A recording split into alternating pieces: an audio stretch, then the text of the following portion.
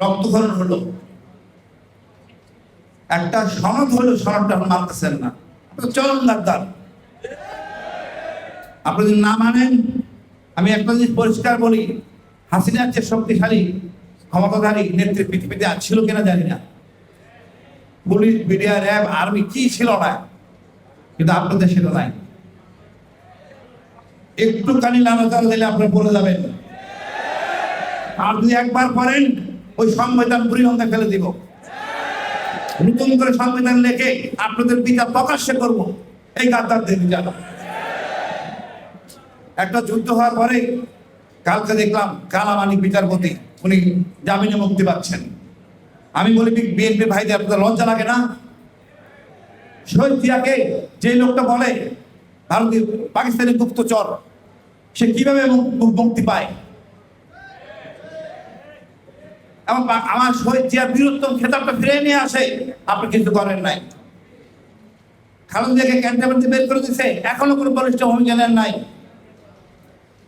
এদেরকে সাইজ করেন, তাহলে আপনারা নিজেরাই সাইজ হয়ে যাবেন।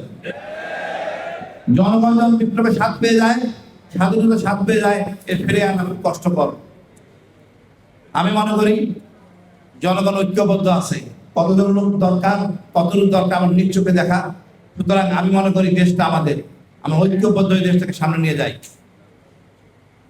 হাদি হত্যা, হাদি আমাদের, আমাদের মির্জা আব্বাস ভাই আমাদের, দেশের যারা মাস্টার সেরা আমাদের।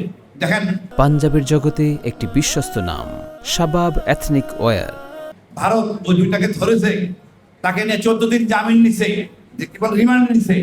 আমাদের কোন আইনজীবী যায় নাই যে কি কথা বলতেছে, এটা আইনজীবী নিয়োগ করতে পারতাম সত্য জানার জন্য।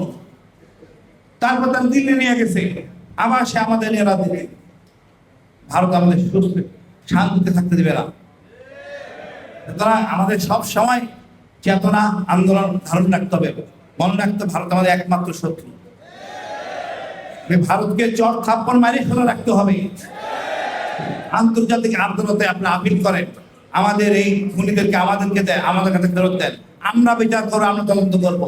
আপনার ন্যারেটিভ আমরা বিশ্বাস করি না। অপরাধী যেই হোক তার বিচার হবে।